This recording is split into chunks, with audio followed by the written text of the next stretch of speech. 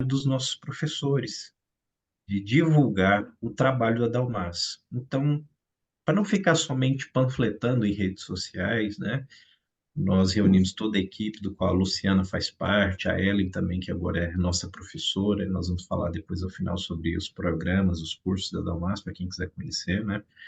Mas uma das melhores formas de divulgar era falando, trazendo conhecimento, trazendo informação e falando sobre o trabalho dos nossos professores. E a Ellen, ela é professora do nosso novo curso de ABA, né? Análise do comportamento aplicada ao autismo Ela vai e estar aqui. deficiência intelectual, né? Então, ela é professora desse novo projeto nosso.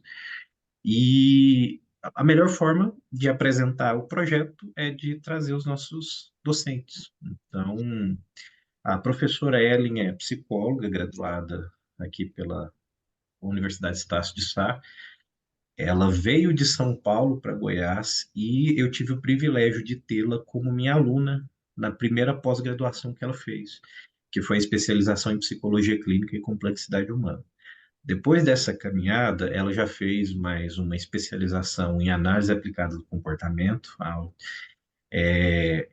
relacionado ao autismo e deficiência intelectual, e está fazendo agora sua terceira especialização já. Então, a mulher gosta de estudar bastante, que é em neuropsicologia. E ela tem um trabalho muito bonito com o tema do autismo, e ela vai depois se apresentar da forma da sua história de vida e contar o trabalho para vocês. Mas antes da gente passar para esse momento, eu queria pedir para vocês que estão conosco aqui essa noite, para digitarem no chat de que lugar do Brasil vocês são. Se é formado já em psicologia, se é estudante, se é psicólogo, coloca aí psicólogo, e a cidade, o estado que você é, coloca no chat para a gente, digita aí para a gente conhecer um pouco quem está conosco essa noite, para a gente saber de que lugar desse Brasilzão de meu Deus vocês são, tá? Eu sou coordenador do curso de ABA, né? E a professora Ellen, nossa professora desse curso, coordena alguns outros cursos aqui pela Dalmas. No final, a Luciana vai apresentar para vocês, né?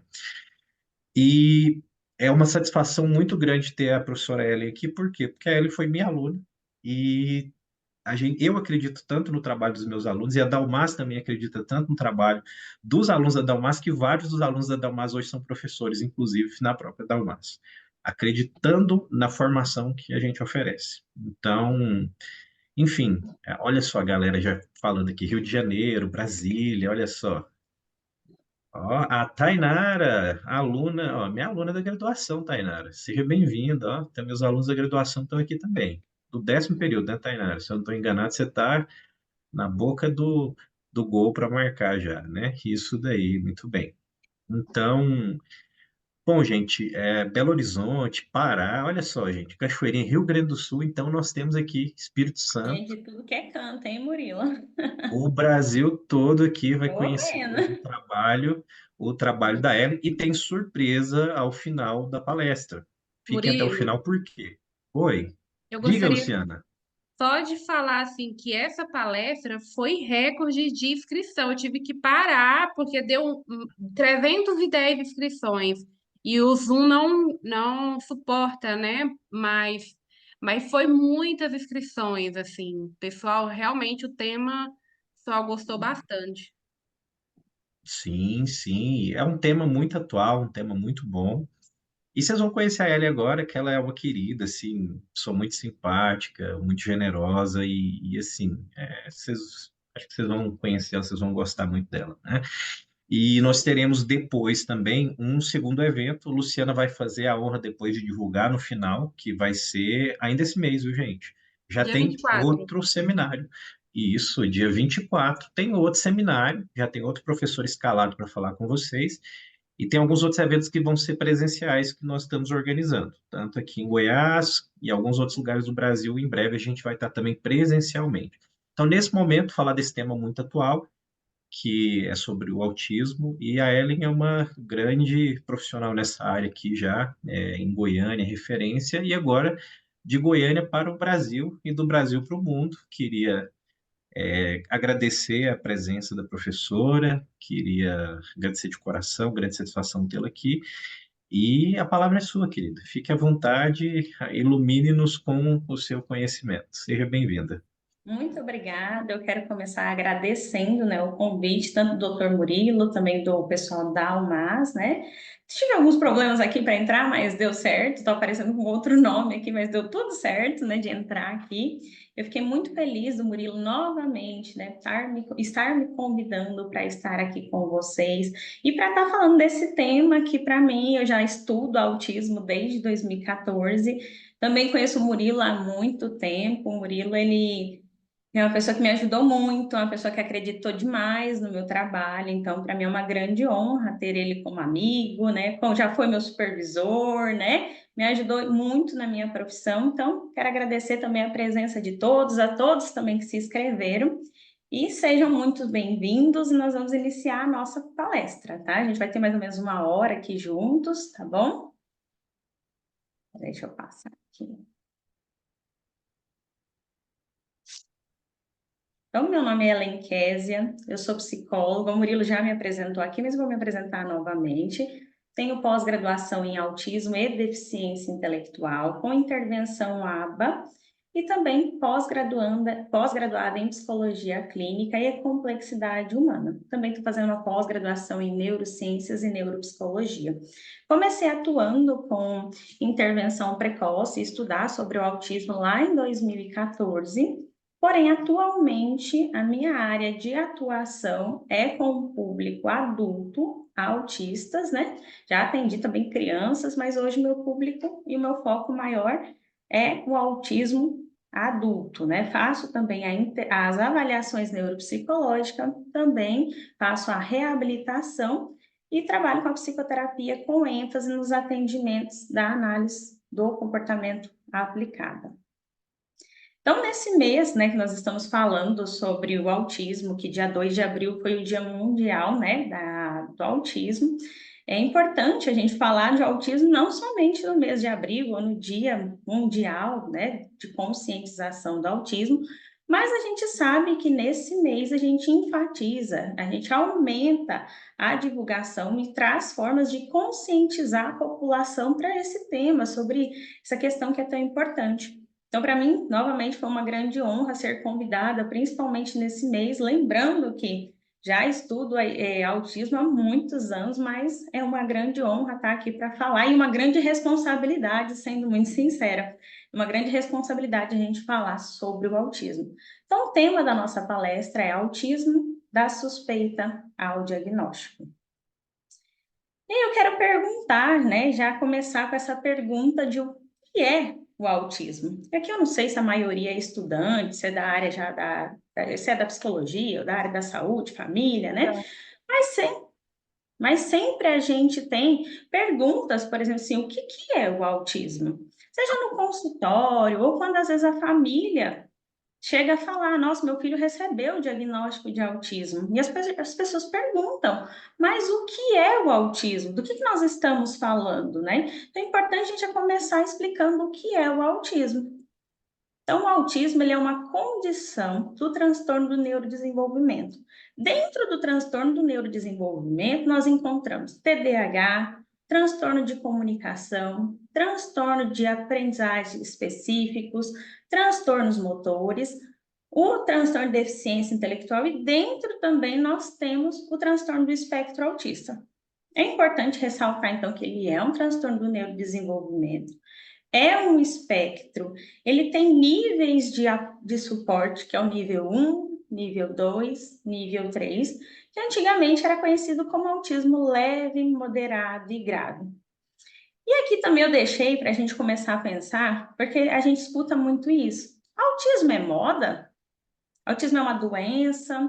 Não, autismo ele não é moda, não é uma doença, não é adjetivo, que às vezes a gente escuta as pessoas falando assim, nossa, mas eu também sou um pouco autista. Ou eu faço determinada coisa porque eu também sou autista. Então, quando a gente fala da conscientização e de explicar também sobre o autismo, trazer informação, é quando a gente escuta esse tipo de comentário, a gente conseguir conscientizar essas pessoas também. Isso não é legal, né? Que as pessoas, eu escuto muito isso dos meus pacientes adultos autistas, e no geral, né? Também não só dos meus pacientes, como eles se sentem quando escutam isso, porque é desmerecer, né? Então, o autismo ele não é uma doença, não é moda e também não é adjetivo. Então, para nós que trabalhamos com isso, ou para os futuros colegas aqui de profissão, é importante a gente ressaltar e começar dentro de casa ou dentro da própria profissão, já fazer essa conscientização, tomar cuidado com algumas coisas nesse sentido. E aqui eu vou começar falando sobre o DCM-5, que é um Manual Diagnóstico Estatístico de Transtornos Mentais. Dentro do DCM-5, nós temos critérios de diagnóstico do transtorno do espectro autista, que foram divididos em 5 categorias, que é a categoria A, B, C, D e E. Dentro da categoria A, nós temos os déficits na comunicação e interação social. E dentro dessa categoria, nós temos a reciprocidade socioemocional, a comunicação verbal e não verbal, né? Nós também temos a questão a dificuldade nos relacionamentos.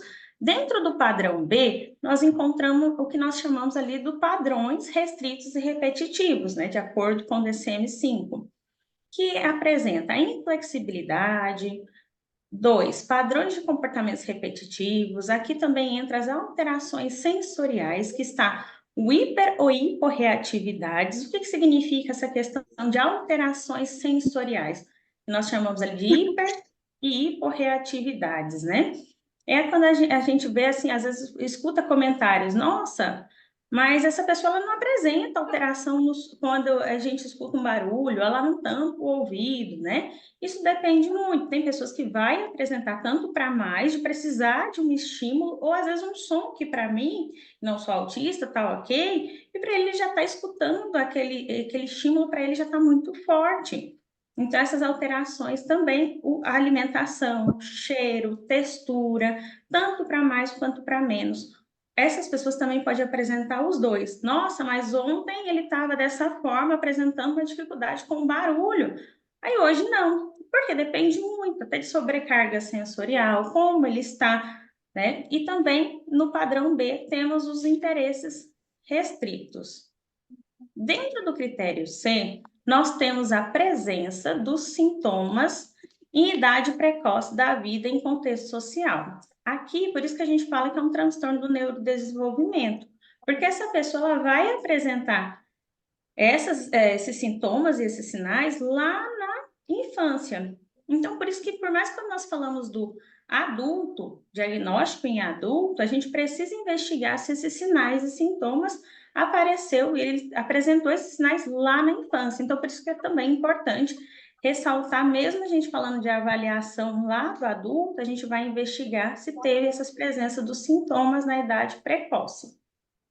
Dentro do critério D, temos os conjuntos, dos sintomas em conjuntos, né? Que aqui a gente fala muito da questão do prejuízo. Quando nós estamos falando dos critérios de diagnóstico, a gente precisa olhar e também ver se tem esse prejuízo, tanto social, ocupacional e entre outras áreas de funcionamento. E o último critério que o DCM-5 nos traz é que esses distúrbios não são bem explicados por transtorno do desenvolvimento intelectual. Então, o transtorno do desenvolvimento intelectual, ele pode, sim, ocorrer junto com o transtorno do espectro autista, o TEA. Para fazer o diagnóstico comórbidos, a comunicação social deve estar abaixo do esperado para o nível geral de desenvolvimento. Lembrando, eu trouxe aqui o DCM-5, como está descrito lá, os critérios de diagnósticos, né, como está dividido dentro do manual, para a gente já começar a olhar, para quando a gente for falar agora do diagnóstico, as questões do autismo, a gente falar que o autismo ele não vai ser achismo. Nós precisamos ter um embasamento e nossa profissão a gente se baseia no DCM-5 já. Lógico, o paciente vai aparecer dessa forma, vamos pensar assim, ele vai aparecer assim, nossa, aqui eu estou vendo os sintomas, os prejuízos. Ele não aparece assim enquadrado em cada caixinha, né? Até coloquei aqui enquadrados, né, para trazer essa referência. Ele não vai aparecer assim. Na verdade, nenhum transtorno aparece dessa forma. Mas é importante a gente começar a olhar. Por isso, quando nós tratamos, vai atender autismo, qualquer outro transtorno na clínica, o atendimento clínico é importante a gente ter esse conhecimento até do manual para começar a embasar. Porque senão fica assim, eu acho que ele é autista. Mas baseado no quê? No que eu estou falando? Ah, porque eu percebo que ele tem esse prejuízo, ou a família relata determinadas situações, olha, aqui enquadra lá no critério A, ou lá no critério B, padrões restritos e estratificados, né? Repetitivos.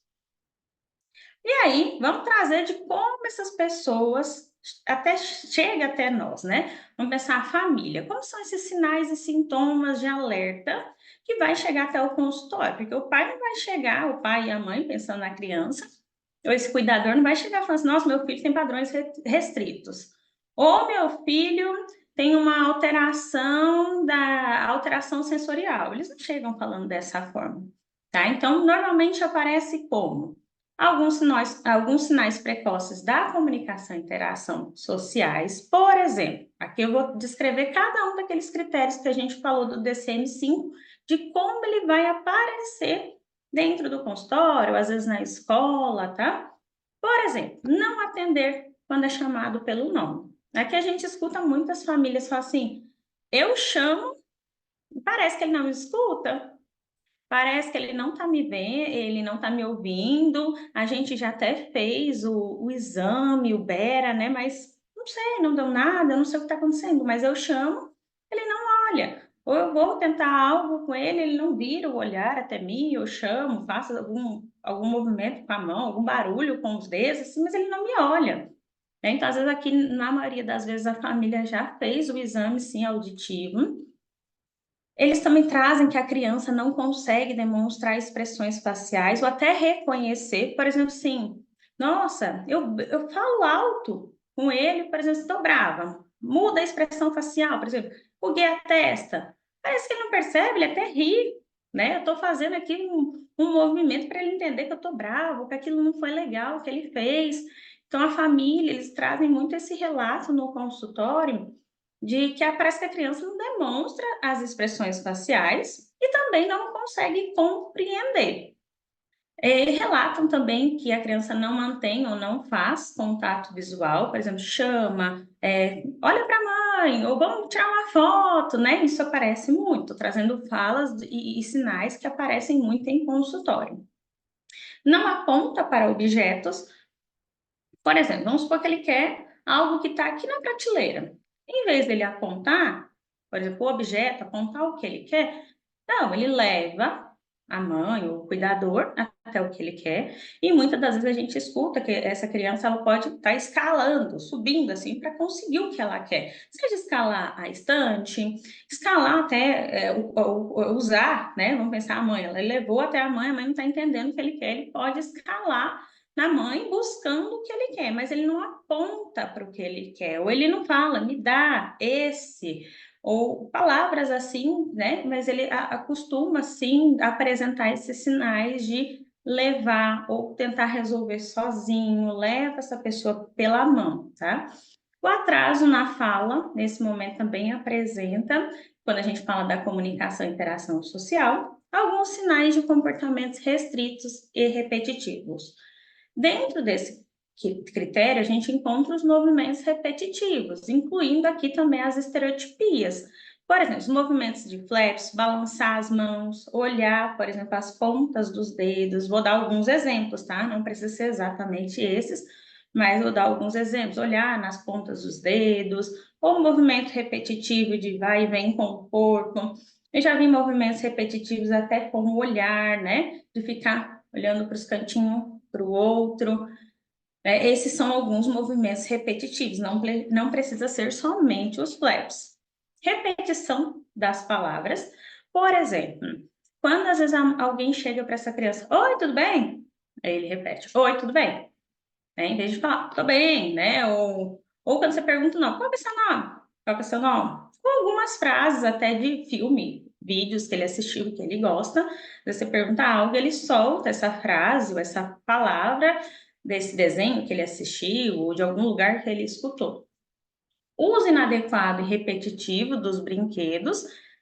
Aqui eu até trouxe a imagem aqui, como vocês estão vendo, né, de uma menina. Por exemplo, o lápis. Vamos supor que a gente colocou ali para ela colorir. E aí ela começou a colocar um movimento desses lápis de enfileirar. E aí quando a gente vai tentar tirar, o que ela faz? Ela fica nervosa. Então, ela não aceita. Isso pode ser com lápis, brinquedo, por exemplo, carrinho. Então, apresenta também esse uso inadequado dos brinquedos. Algo muito comum também que a gente vê, por exemplo, pegar um carrinho, vejo brincar com ele no chão, fazer uma pista de corrida, ficar mexendo nas rodinhas, né? Girando, rodando a rodinha, né? Isso também é muito comum, alguns sinais de comportamentos restritos. Aqui também entra as reações inadequadas a sons, cheiros, sabores, textura, lembrando tanto para hiper ou hiporreatividades.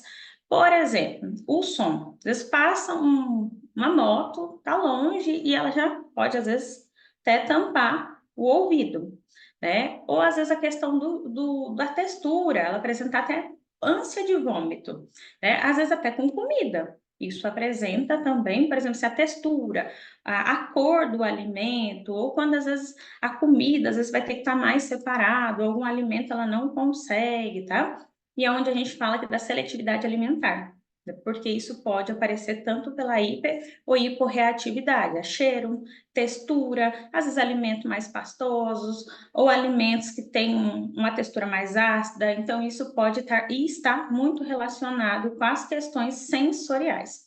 Também aqui nos comportamentos restritos e repetitivos tem o andar nas pontas dos pés. Lembrando, né, até trouxe aqui, e vale lembrar que nenhum desses sinais e sintomas isolado ele não serve para diagnóstico, tá? Ele serve para sinais e sintomas de alerta. Quando nós falamos de sinais e sintomas de alerta, vamos pensar numa criança de 1 ano. O que seria um sinal e sintomas de alerta? Por exemplo, não faz contato visual, não sorri quando a mãe ou o cuidador sorri para ela, ela não sorri de volta, não engatinha ou fica em pé com dificuldade, não procura objetos escondidos, por exemplo, a família esconde algo para ela ir buscar ou procurar, cadê, né? Aquela brincadeira do achou, cadê, achou, né? E ela não procura. Com 2 anos, não formula frases com 2 palavras, não imita som e comportamentos, por exemplo. A gente tem muito aquela brincadeira de repetir os sons dos animais, né? E a vaca faz mu, a mãe ensina, o pai ensina e espera que essa criança repita novamente. Por exemplo, como que a vaca faz? Esperando essa criança emitir esse som. Normalmente eles não apresentam esse comportamento. Aqui com 2 anos nós vemos também que não brinca com outras crianças, procura brincar mais isolado, mais escondido. Não entende a funcionalidade, às vezes parece não entender muito bem a funcionalidade dos objetos. Por exemplo, a mãe fala assim, nossa, comprei um carrinho para ele lindo, mas ele gostou mais da caixa do que do carrinho. A caixa do brinquedo, ele não gostou do carrinho, parece que ele gostou mais da caixa, né? Ou a questão assim, eu dei um telefone, aquele telefone de brinquedo para ele fazer o faz de conta, né?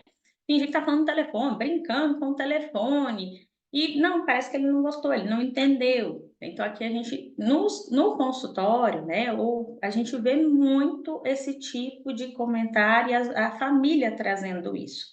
Com 3 anos, fala ou linguagem precária, ou até mesmo a ausência pode aparecer. Não entende o brincar de faz de conta, por exemplo, aquelas brincadeiras que a gente tem, por exemplo, consultório, as xícaras, para fazer como se fosse tomando chá, o café, aqueles brinquedos como se fosse de cabeleireiro, né? E ele não entende essa brincadeira de cortar as frutinhas, brincar de cozinha, né? E é onde a gente vê que ele não entende, ou então ele não faz essa brincar de faz de conta.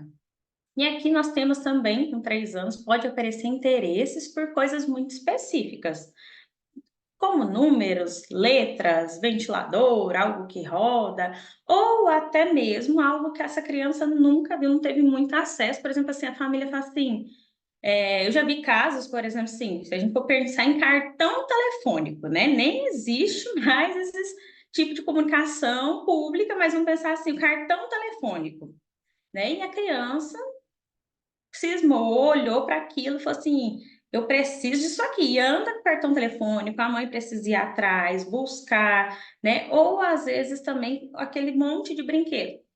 Não é que ela gosta, mas que ela olha aquele monte de brinquedo, ela precisa daqueles vários objetos e ela usa também, carrega esses brinquedos, né? Por exemplo, assim, vai no consultório, às vezes tem a patrulha canina. Vamos pensar que todos os bichinhos da patrulha canina e ele precisa para sair de casa, né? E também aqui apresenta, às vezes, por números, ventilador, dinossauro, ou algo às vezes que ele nem teve acesso. Por exemplo, aqui no estado do Goiás é muito comum a gente ver, às vezes, a criança querendo, ou até tendo conhecimento sobre essa parte em cavalo, né? Mas, por exemplo, uma criança que nunca teve acesso a isso, e ela apresenta esse hiperfoco, até esse interesse muito grande por cavalo. Tudo que é dela tem que ser de cavalo. Ou tudo que é dela, ela envolve os números, mas é aquela coisa assim. Quando a gente fala desses interesses muito específicos, é, por exemplo, na hora que eu for inserir outra atividade, qual é esse? Não, é só aquela. Vamos trocar? Ou esse a gente não pode levar lá para o consultório, é muito brinquedo. Não, tem que levar. Aonde vai, tem que levar. Então, a gente fala aqui de um prejuízo e de um sofrimento, tanto para a criança quanto para a família. Com 3 anos, a gente vê também que essas crianças elas podem também procurar se esconder, aí às vezes você chama, tá escondida, não responde, não vem quando é chamada, né? Isso causa muita aflição na família, porque às vezes se escondeu em um lugar, a família está desesperada. Cadê? Não tô achando, cadê? Fica desesperado, não encontra a criança, né? Então a gente vê muito os pais relatando assim, nossa, mas ele se esconde, eu chamo, na hora que eu vou ver, ele está escondidinho, e eu estava desesperada procurando ele. Procura também se isolar e brincar sozinho. Aqui eu trouxe também os marcos do desenvolvimento infantil, que pode ser dividido em 4 categorias: socioemocional, linguagem, cognitivo, motor. Quando nós falamos aqui dos marcos do desenvolvimento, aqui eu trouxe uma tabela baseada no que é esperado para essa criança, tá?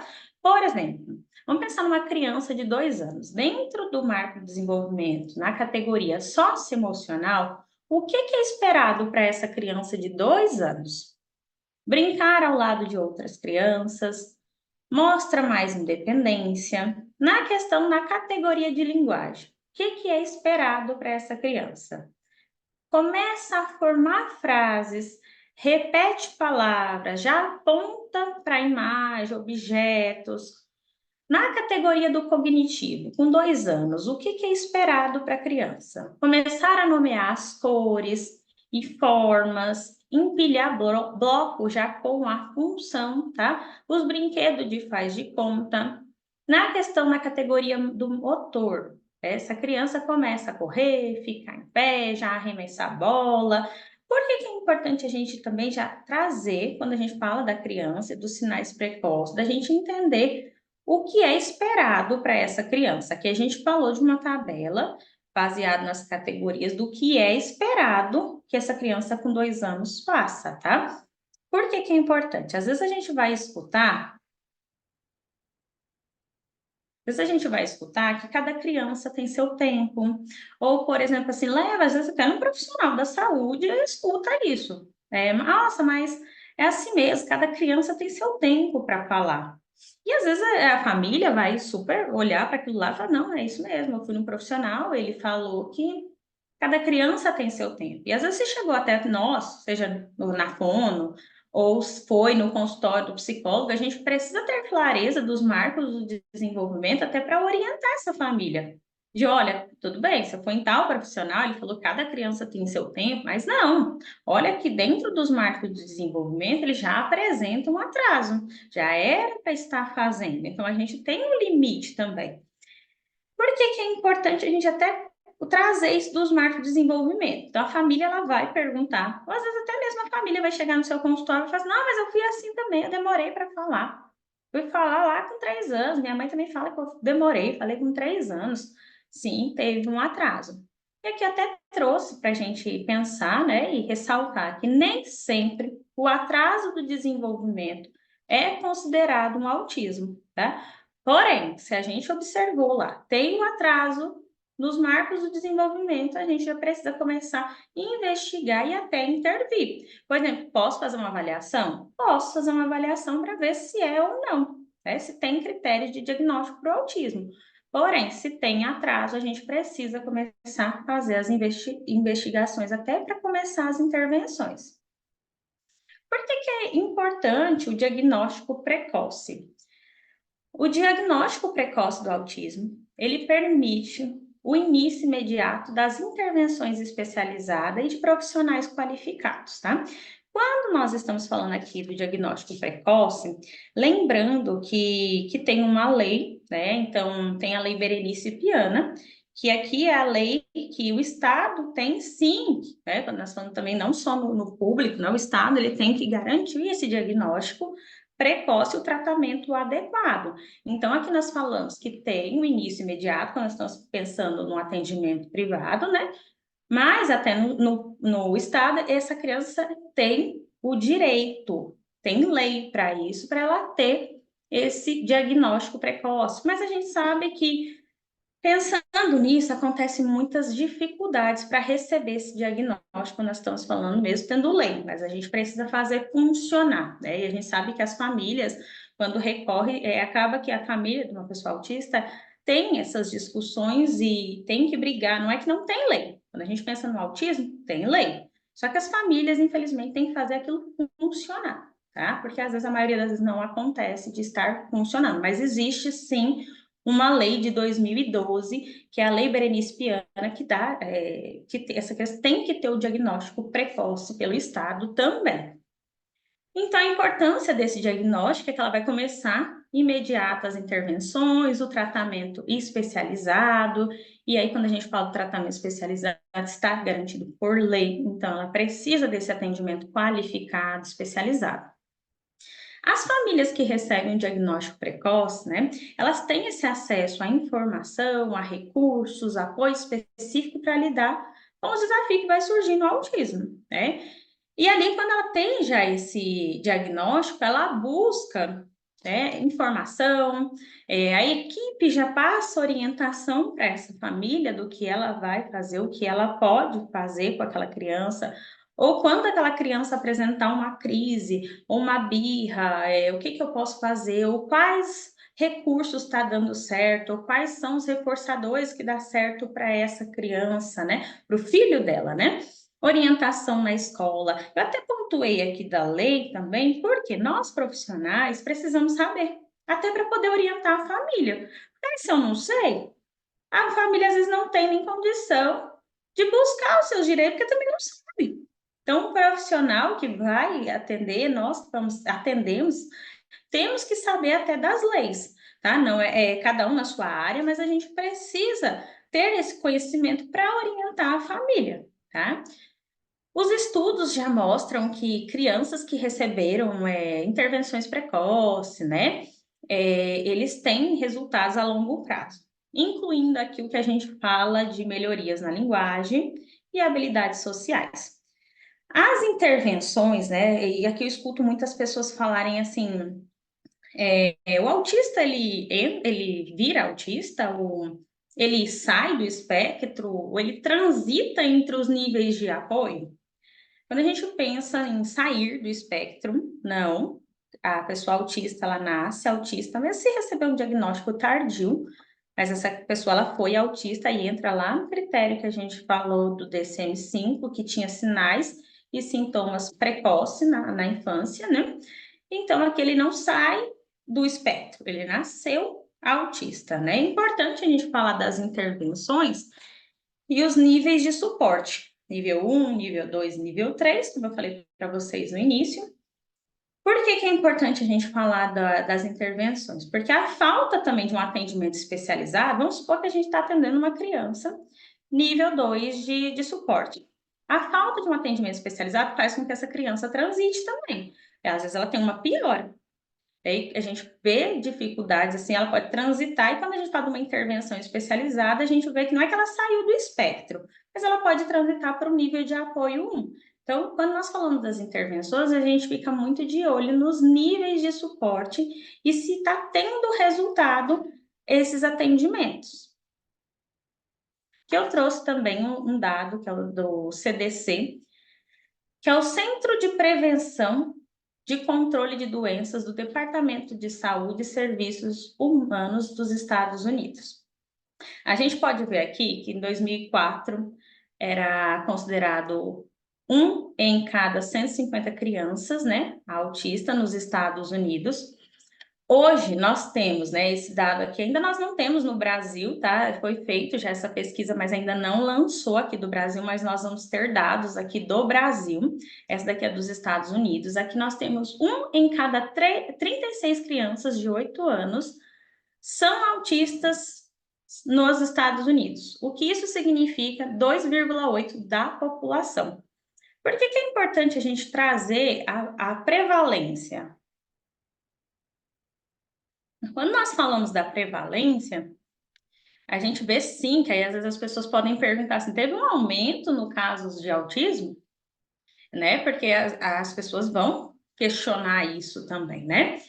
Sim, como a gente vê aqui, teve um aumento dos diagnósticos, porque esses profissionais estão tendo mais informação, então estão conseguindo trazer informação, estão estudando sobre, estão conseguindo fechar diagnóstico, né? Então é importante falar da prevalência também, porque quando nós falamos do autismo, o autismo ele não é raro, né? Então, por mais que eu não precise ter alguém na minha família para eu começar a estudar sobre, a gente tem a obrigação, sendo muito sincero, de estudar sobre, porque a gente está vendo, sim, está vendo que aqui nos Estados Unidos, o ano passado, a gente está falando de 2,8% da população. Então, a gente tem que estudar sobre. Por quê? Nós vamos trabalhar com pessoas autistas, seu filho vai estudar com uma pessoa autista, você pode namorar, casar com uma pessoa autista. Então, sim, nós temos esse aumento até por conta da informação e deles estarem conseguindo fechar diagnóstico. E aí, teve algumas pessoas que foram lá no meu Instagram, porque sabe que eu trabalho com autismo adulto, né? E foram me perguntar: você vai falar sobre autismo adulto? A gente vai ter algum conhecimento sobre isso lá na palestra, né? E eu trouxe aqui também, já iria falar sobre, mas é que teve algumas pessoas que foram lá perguntar se teria, né? Que é importante também a gente falar desses adultos, dar voz para eles também. Então, vamos pensar aqui nos sinais e sintomas do autismo adulto. A gente vê uma dificuldade em fazer amizades, ou a maioria dos amigos são aqueles amigos da infância, ou aqueles amigos de época, por exemplo, na faculdade. Aí acabou a faculdade, a amizade terminou ali.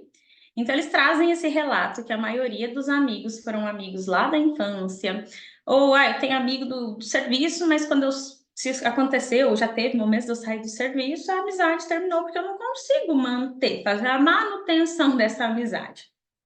Eles também trazem, na questão dos sinais e sintomas, dificuldade em se manter em ambientes sociais, dificuldade em interpretar e entender as emoções dos outros, e aqui eu faço até um alerta sobre a questão do relacionamento amoroso.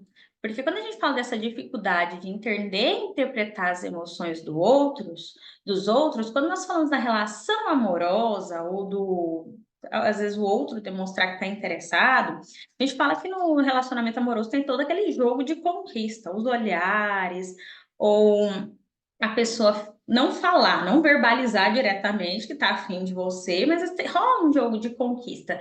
E aqui eles também apresentam essa dificuldade. Como eu vou saber se essa pessoa está interessada em mim? Ou se eu tô assim, olhei alguns sinais, estou vendo que essa pessoa está interessada em mim. Como que eu chego até essa pessoa, né? Então, aqui também eles têm, e no geral, para entender algumas coisas, eles apresentam essa dificuldade, tanto na relação amorosa, ou interpretar e entender as emoções dos outros. Dificuldade de iniciar e manter interações sociais. Quando nós falamos aqui, por exemplo, às vezes ele está no serviço, né? E aí tá lá na cozinha e ele precisa lá pegar o lanche dele. E aí tem 7 pessoas. E ele não vai. Porque ele fica assim, opa, eu tenho que ir lá, mas tem tantas pessoas ali, eu cumprimento todo mundo, mas eu não sou tão próximo do fulano. Não, mas meu amigo tá ali, eu queria abraçar ele, mas os outros eu não sou tão próximo. Abraço todo mundo, não abraço, abraço só um. E acaba que às vezes a pessoa vai optar por nem entrar, nem pegar o lanche. né? Então, eles apresentam essa dificuldade nas interações sociais, ou não saber qual que é o momento certo de eu iniciar uma conversa, ou como que eu faço isso. Até consigo, mas baseado só em pergunta, né? Vai fazendo várias perguntas, mas não consegue depois manter, sustentar essa interação social. Apresento desconforto em manter o contato visual. Não é, quando a gente falamos aqui do adulto autista, não é que ele não faz contato visual, ele faz. Só que é porque ele já aprendeu. Aqui a gente está falando de diagnóstico tardio. Provavelmente nós estamos falando de um nível de suporte 1 que aprendeu a mascarar todos os seus sinais e sintomas. Então, não é que ele não faz contato visual, ele já aprendeu que ele precisa olhar no seu olho. Porém, de tanto ele olhar para o seu olho, né? Às vezes ele aprendeu que ele tem que olhar para o seu olho, ele está fazendo um esforço tão grande para olhar no seu olho, que ele não está, às vezes, nem ouvindo o que você está falando, porque você tem que olhar no olho. Aí é que ele está com aquele desconforto, com aquela sensação ruim. Por isso que é tão difícil a interação social. Às vezes eles optarem por não ir, porque para eles é uma sobrecarga muito grande.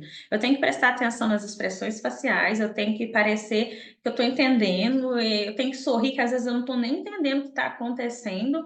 Então, eles apresentam essa dificuldade até no manter o contato visual e acabam optando por nem ir.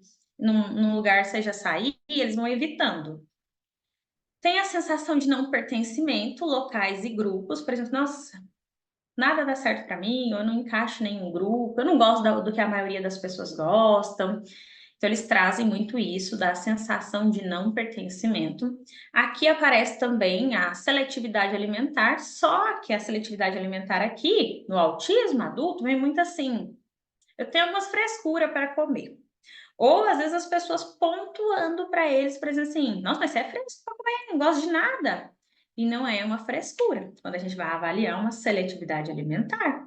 Né? Ter linguagem literal e direta, e pode ser confundida, e muitas das vezes confundida com rispidez, ou ser uma pessoa grossa.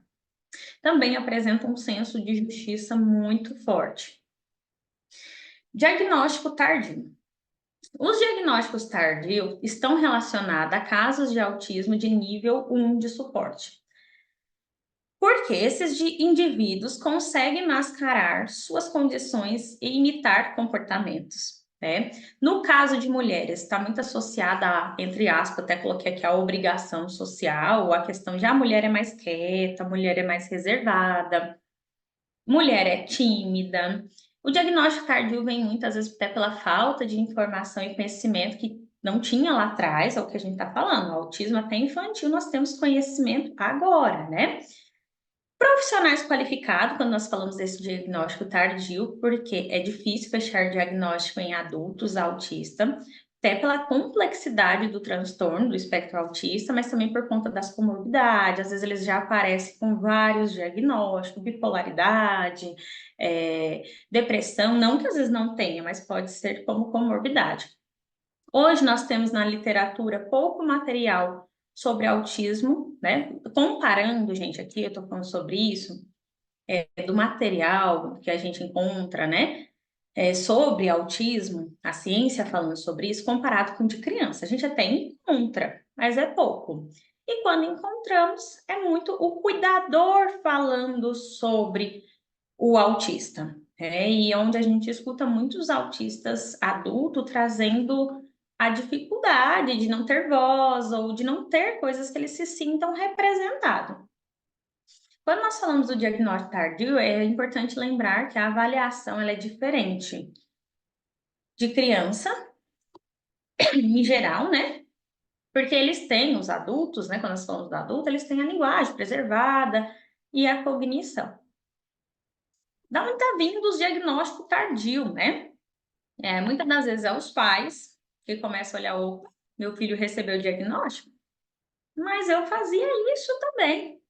Então, os pais começam a identificar, não que às vezes é autista, às vezes eles só estão no fenótipo ampliado, né? Que é quando tem traços, características autistas, mas não entra e não fecha diagnóstico, então é o que a gente chama de fenótipo ampliado. Então, tá vindo muito dos cuidadores, dos familiares, de olhar assim, olha, mas se essa pessoa da minha família tem, eu fazia isso. E aí eles buscam também essa avaliação. Os profissionais da saúde também, começando a estudar sobre, começam a olhar algumas características, na hora que vai fazer a avaliação também fecha diagnóstico. É importante lembrar que ninguém se torna autista, ele nasce autista. Lembrando lá quando eu falei do critério C do TCM-5, que esses sinais e sintomas ele precisa estar na idade precoce. Mesmo sendo adulto, a gente vai investigar como foi o desenvolvimento infantil dessa pessoa. No nível menor de suporte, no nível 1, acontece muito o mascaramento, onde eles mascaram os sinais e sintomas, e aqui a gente vê até a sobrecarga sensorial, o esgotamento, o evitar sair, porque se torna aversivo sair, porque ele sabe do esforço que ele está fazendo para entender a situação, para participar, para fazer parte, né? É importante ressaltar que sempre teve autismo, porém hoje temos mais informação sobre o transtorno, por isso o aumento do diagnóstico. Antigamente nós tínhamos, às vezes conhecido o autismo, às vezes era muito classificado com esquizofrenia, mas temos relatos sim do autismo, mas o conhecimento maior a gente está trazendo dos profissionais agora, então por isso, igual eu falei, da prevalência lá do autismo. Por isso está tendo até mais diagnóstico. Não é que não tinha essas pessoas autistas, sempre teve.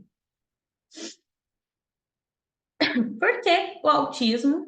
Porque o diagnóstico de autismo em adultos é importante. Esse indivíduo, lembrando que é uma lei, temos lei, ele tem direito a esse diagnóstico, mesmo sendo adulto, por mais que nessa lei não vai estar específico lá para adulto, mas ele tem esse direito de ter seu diagnóstico. O diagnóstico serve para oferecer uma melhor compreensão desse sujeito, ele reconhecer o autismo ajuda essa pessoa a se conhecer melhor, entender suas limitações, até seus pontos fortes, promover inclusão e autoconhecimento. A maioria das vezes, quando a gente faz uma avaliação de autismo, que eu escuto das pessoas, né, dos meus pacientes no geral, é o alívio. Por exemplo, nossa, quando eu descobri, ou agora que eu tenho um nome para isso, que eu achava que eu não pertencia a grupo nenhum, que eu era estranho, que eu era esquisito. Agora que eu tenho um nome, isso faz total sentido. Então, a maioria relata sentir esse alívio e de buscar entender e ressignificar lá atrás, por exemplo, assim. Então, isso que aconteceu comigo na adolescência não é porque eu queria ser assim. Tem um nome para isso. E também quando ele tem esse diagnóstico, né, ele tem o direito de tratamento, intervenções individualizada e especializada. Essas intervenções vai ser feita de acordo com a demanda desse paciente. E também o que eu escuto muito e o que a maioria a gente traz, né, sobre a importância desse diagnóstico, salva-vidas. O que aqui eu estou falando do salva-vidas? A gente sabe que a maioria da questão do suicídio é um número muito grande quando nós falamos em adulto autista. Porque lembra que eu falei que eles se sentem fora? Parece que eu não encaixo, tem alguma coisa comigo. Aí você imagina você conviver por 30, 40 anos sem saber o que está acontecendo.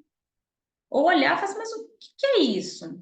Às vezes vai no médico, busca, aí é onde eu falei dos vários diagnósticos, mas aí a pessoa olha e fala assim, não, mas isso não sei, ainda não é, ou eu não tenho, não estou conseguindo ter melhoras. Então, o diagnóstico, ele salva vidas, sim. Causas do autismo e fatores associados. Quando nós falamos do autismo, nós temos ali 99% dos casos de autismo é de ordem genética. Quando nós falamos de ordem genética, né, ele é dividido aqui em 3 categorias, tá? 81% nós falamos de genética herdada. O que seria essa genética herdada? É quando tem a carga genética do pai, mais a carga genética da mãe. 50% da mãe, 50% do pai. Quando juntar essa carga genética, quando essa carga genética combinada, sim, a gente vê essa formação quando nós falamos do autismo, né? Porém, lembra que eu falei que o pai e a mãe não necessariamente ele precisa ser autista. Mas essa família, esse pai e essa mãe, ele também carrega a questão do material genético de outras gerações também. Eles podem estar no fenótipo ampliado e quando combinado essas duas cargas genéticas na formação, nós temos sim a causa de crianças, né, o autismo nessa criança, né? Por isso que a gente fala que nasce autista. Nós temos aqui 18% de genética não herdada, que é quando nós falamos daquela falha e mutação na hora de transcrever os genes. Por exemplo, a carga genética da mãe, 50% da mãe, 50% do pai. Na hora que juntada e combinada, há uma falha, e esse feto há uma falha genética, né? Então, a gente aqui está falando de 18%. Temos também os aspectos ambientais, que aqui a gente tem dados mais ou menos de 0,4% a 1,2%, que é qualquer substância química que agride esse cérebro que está em desenvolvimento. Aqui eu coloquei pode, né, causar o autismo, mas quando a gente fala de substâncias, química não é só o autismo, é qualquer outra coisa, mas aqui ele traz também, às vezes é muita polêmica falar sobre a mutação de novo, que é a carga genética não herdada, né? Porque a gente vê os autistas falando assim, não, eu não concordo em falar que houve uma falha, né? Ou até a questão aqui, quando nós falamos dos aspectos ambientais, que ficou conhecido como ácido valproico, e a questão também de falta de vitamina, né? Mas a gente está falando aqui até de 0,4, 1,2, mas é o que a literatura nos traz, é o que nós temos de conhecimento, é importante vocês saberem. Mas 99% dos casos é genética. Níveis de autismo. Nós temos o nível de autismo 1, 2, 3. O nível de autismo 1, ele requer suporte. E dentro do nível de autismo 1, eles apresentam dificuldade na comunicação social, interesses reduzidos por interação sociais. Dentro do nível 2, requer suporte substancial. E aqui nós temos os déficits graves na comunicação verbal e não verbal, limitações nas interações, inflexibilidade de comportamento e de lidar com mudança. Dentro do nível 3, também requer suporte, muito suporte substancial, dificuldade na comunicação verbal e não verbal, grande dificuldade em iniciar interações sociais, inflexibilidade de comportamento e extrema dificuldade em mudanças. Antigamente era conhecido como autismo leve, moderado e grave. Teve essa alteração da nomenclatura. Por quê? É importante a gente ressaltar, vocês estão vendo aqui no nível 1, nível 2, nível 3, todos requerem suporte. É um suporte diferente, mas todos requerem suporte. Quando nós falávamos do nível leve, moderado e grave, era aquela coisa assim, ah não, mas é leve, né? Nossa, ou às vezes a família, né, fecha diagnóstico assim, chega para a criança ou para o adulto, nossa, mas ainda bem que é leve, né? Aí, quando nós falamos do ser leve, né, entra na diversidade do espectro autista, né? O termo espectro, ele foi inserido ao nome do transtorno autista em 2013 por conta da diversidade dos sintomas e níveis que as pessoas apresentam. Né? Até fiz aqui um gráfico para mostrar para vocês o que significa o espectro e a diversidade quando nós falamos do espectro. Vamos pensar que essa pessoa, até para a gente trazer a ideia do que eu estava falando lá do nível 1, 2 e 3, ou quando as pessoas falam que é leve, né? Vamos pensar que esse daqui, que eu estou apontando aqui para vocês, é uma pessoa autismo nível 2 de suporte. E aqui para mim parece uma cor roxa, tá? Vou falar roxo. Então, aqui nessa cor roxo, que está representado o hiperfoco, vamos supor que aqui ele apresenta 60% de dificuldade, alteração. E nesse outro aqui, do lado, ela também é uma pessoa nível 2 de autismo, e no hiperfoco seria uns 20%, 30%. Quando nós falamos de estereotipias, nesse primeiro, a gente vê aqui talvez uns 20%, 30%, representado pelo verde, e do lado aqui a gente vê uns 30%, 40%. Vocês estão vendo que não é igual. Mesmo a gente falando que esse daqui seria um autismo nível 2 de suporte. E aqui a gente poderia ter infinitas possibilidades. Eu poderia trazer aqui mais 100 imagens dessas e fazer totalmente diferente. Porque cada indivíduo autista, ele tem seu próprio conjunto de manifestações de sinais, dos sintomas, tornando esse indivíduo único dentro do espectro.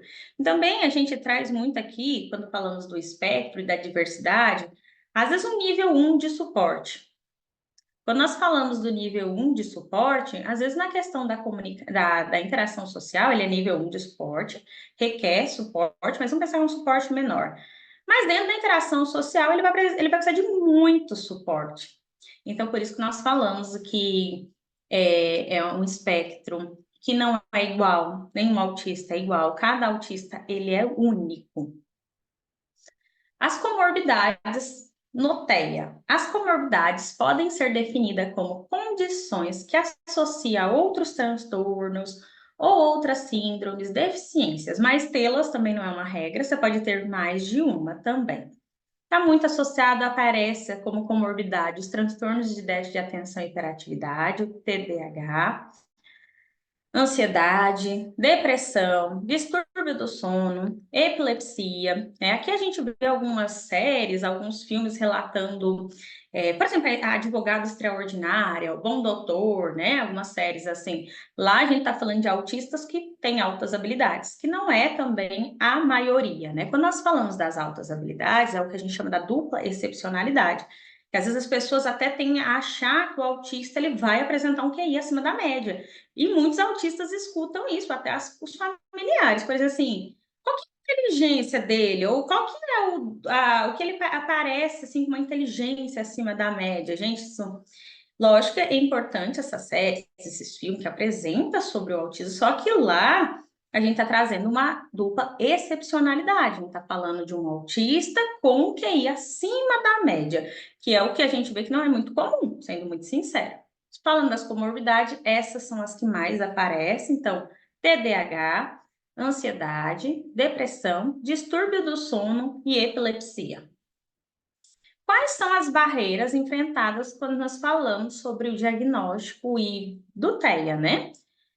Inacessibilidade do diagnóstico, mesmo sendo lei, quando a gente fala de ter esse acesso, a gente sabe que isso ainda é muito difícil, essas pessoas terem acesso até na infância, é muito difícil ter o diagnóstico. Quando a gente fala do SUS, às vezes até marcar a consulta, ou conseguiu a consulta, mas até voltar no retorno, então é muito difícil as pessoas terem acesso ao diagnóstico. Particular, a gente sabe também que o valor, às vezes a pessoa não tem, até entra uma barreira também, a falta de recursos financeiros, né, para pagar esse tratamento, ou até buscar essa avaliação.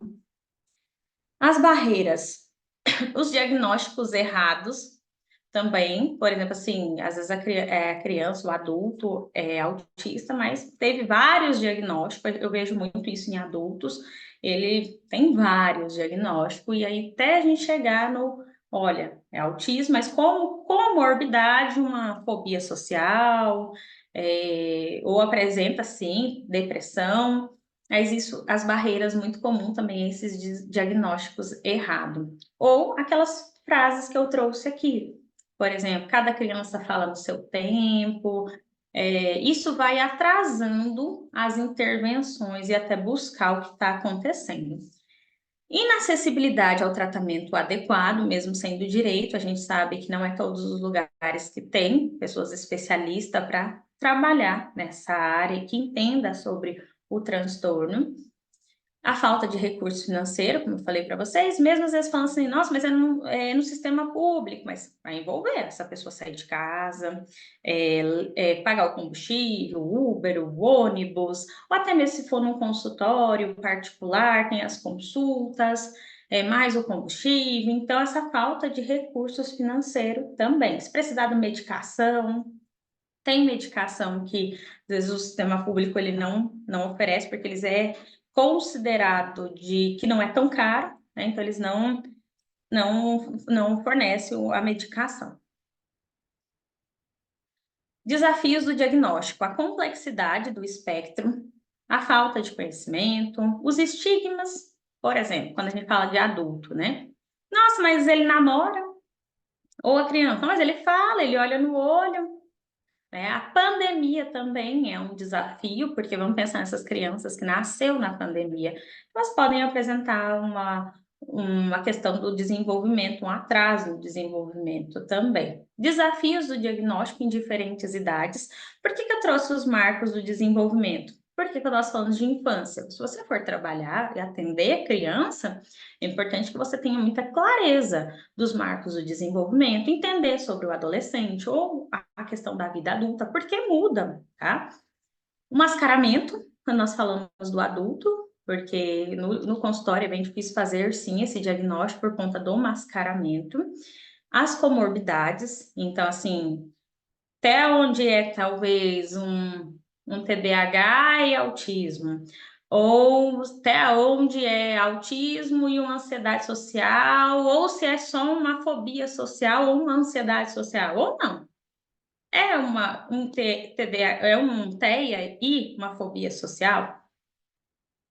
Eu trouxe aqui também algumas escalas e instrumento de rastreio infantil, tá? Nós temos o Proteia, que é de 24 a 60 meses. É um instrumento multidisciplinar que a gente avalia o brincar, o faz de conta, fazer a observação, atenção compartilhada. Temos o SRS-2, que é uma escala de 2 anos e meio, ela serve para crianças, adolescentes e adulto. Aqui temos também o inventário do Portage, é um instrumento para avaliação do acompanhamento do desenvolvimento infantil. Esse daqui também a gente pode utilizar até depois para fazer as intervenções. Tem a CARS-2, que ela é uma escala de classificação também do autismo. Trouxe aqui algumas escalas, mas lembrando que sozinha, isolada, a gente não vai utilizar, somente falar assim, nossa, eu fiz uma escala aqui, apliquei o SRS-2 na criança, com a família, e aqui é uma escala de rastreio, então ela não vai servir para falar assim, tá vendo? Por conta dessa escala aqui isolada, eu estou apontando sinais do autismo e já apontando que tá? Escalas e instrumentos de rastreio de autismo em adulto. SRS-2 também é uma escala que a gente pode, ela serve para aplicar em adultos. Tem o ADIR, que é uma entrevista semi-estruturada, ela também serve para criança, mas ela vai até a vida adulta. Só que o ADIR, ele não é daqui, ele vai servir como qualitativo, né? Ele tem, acho que, se eu não me engano, só a versão em espanhol, tá? Então, essa escala, ela serve não como dados quantitativos, mas sim qualitativos, porque ela não é validada ainda no Brasil, e nós temos só a versão em espanhol. Quando nós falamos do ATS-2, que é uma observação diagnóstica para autismo, ele também é de 12 meses até a vida adulta. Eu trouxe esses daqui, que é o que eu tenho como escalas e que eu conheço, porque eles atendem também o público infantil, porém ele vai até a vida adulta. O ATS-2, ele tem a versão também tem a versão em espanhol, só que ele também não tem validação e nem previsão de quando vai ser lançado no Brasil, então esses dois eles servem como dados qualitativos. Qual o tratamento do autismo? O que é indicado para trabalhar com autismo? Tratamos e realizamos a intervenção com o indivíduo, com a pessoa. Cada paciente tem demandas diferentes de acordo com a sua idade e nível de suporte. Então, é baseado essas intervenções, o tratamento, o plano individualizado, pensado na demanda de acordo com a idade dessa pessoa. Por isso, tem que ser individualizado. As intervenções devem ser realizadas por equipe multidisciplinar. As intervenções que têm maior evidência científicas. Eu já dando spoiler de tudo. Temos a ciência ABA, que é a análise do comportamento aplicada, que ela deve ser a base das intervenções. Também temos o DR for Time, que hoje tem, sim, também evidência científica. Para adultos também a gente pode tanto a análise do comportamento aplicada, como também a terapia cognitiva comportamental, a TCC. É importante ressaltar, não é que a gente descarta as outras, mas aqui eu trouxe algumas que têm embasamento em evidência científica. Quando a gente fala do tratamento individualizado, então, quando a gente fala olhar para a necessidade, a demanda desse paciente, seja criança ou adulto. Quando nós falamos de criança, a gente vai fazer aquela avaliação para ver os marcos do desenvolvimento. E também não é sair fazendo um pouquinho de todas as terapias, fazer um pouquinho de fono, fazer um pouquinho de terapia ocupacional, porque aí é sucesso, não é assim não.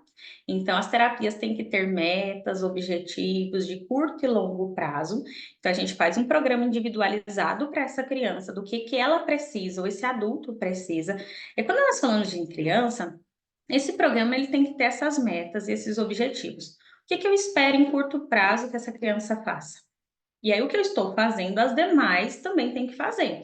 Nós temos que ter uma fala muito alinhada, um tratamento muito alinhado com a equipe multidisciplinar. Vamos supor que está atendendo essa criança. A fono, a psicóloga e a terapeuta ocupacional. O que está sendo trabalhado lá não é que é meu, mas eu preciso saber até ter acesso a esse plano, a esse material, com as metas e ser um material, para eu ter acesso do que eles estão fazendo para fazer também no meu consultório. Não que eu não vou focar mais no comportamento, nas minhas questões que eu tenho que trabalhar com aquela criança. Mas para ter até o que a gente fala da generalização do comportamento, essas metas, esses objetivos eu tenho que estar reforçando dentro do meu consultório e as demais também. Então, a equipe também ela precisa estar muito alinhada e estar conversando sobre. Quando a gente vê que não está dando certo, nossa, estou vendo aqui essa criança, ela não está respondendo, eu não estou conseguindo, a gente precisa mexer nesse plano individualizado. Então, a gente precisa fazer as alterações, tá? Então, quando a gente fala de ter metas, objetivos, os registros, para saber se essa criança está evoluindo ou não, então, a gente tem que ter os registros também. Não é assim, hoje ela foi ótima, maravilhosa. Aí o da terapia vai falar lá, foi ótima, maravilhosa. É importante no final, sempre a gente ter também, passar o que é esse ótimo, maravilhosa, né? Ou até mesmo quando vai fazer as reuniões, embasar em dados. Olha, tá vendo aqui? Quando ela chegou, ela não sentava. Olha aqui os gráficos, ela teve uma melhora, baseado aqui, tá vendo? Que aí depois regrediu, depois a gente conseguiu a generalização. Agora a gente tá fazendo só a manutenção desses comportamentos. E agora a gente tá com tal outras metas. Lembre-se que diagnóstico não é sentença, não é uma estrada isolada, não é, mas é um ponto de partida. É um guia para compreender melhor as necessidades e habilidades específicas daquela pessoa para proporcionar apoio especializado e adequado. Eu trouxe algumas indicações de livros, tanto em aba e autismo. Aqui eu trouxe o transtorno do espectro autista, a análise do comportamento aplicada para o transtorno do espectro autista. Para quem quiser entender mais também sobre ABA, nós temos eu trouxe esse livro que é Os Princípios Básicos da Análise do Comportamento. Esses dois últimos eu trouxe para representar também a questão do autismo em adulto, que é o cérebro autista, e as competências sociais e habilidades sociais. Então, esses dois últimos aqui servem muito até para quem quiser entender um pouco mais sobre o autismo em adulto. E aí eu vou terminando aqui a minha fala com o autismo, ele não se cura, se compreende. Aqui estão as referências. Muito obrigado para quem ficou até o final. Foi uma grande honra, um prazer estar com vocês nessa noite. Aqui também deixei meu Instagram, que eu já estava esquecendo de falar. Eu deixei aqui meu Instagram para quem quiser me seguir também. Eu tiver alguma dúvida, quiser deixar lá, né, no meu Instagram, sejam muito bem-vindos. Obrigada, Ellen. De Queremos nada. agradecer aí por esse período que você se disponibilizou e estar com a gente, trazer conhecimento, né? Só deixando aqui um recado para o pessoal, a Dalmas pós-graduação, a gente tem várias pós-graduação na área de psicologia, então, para quem tiver interesse, a gente vai estar encaminhando lá no grupo as informações, quais são as pós que nós temos. Temos pós online, pós presencial, as pós de avaliação psicológica, psicologia clínica, pós em aba, em TCC. Então, a gente vai estar encaminhando lá no grupo para quem tiver interesse entrar em contato com a gente vai apresentar todas as pós-graduação. E também eu vou estar soltando amanhã a nova palestra que vai acontecer dia 24 e outras palestras também da área de psicologia que a gente tem já programado, tem dia 17, tem em maio também algumas palestras que já estão programadas, tá bom? Muito obrigada. A gente vai estar mantendo contato com vocês para passar mais informações sobre eventos como este. Boa noite a todos. Boa noite. Muito obrigada, gente. Tchau. Obrigada.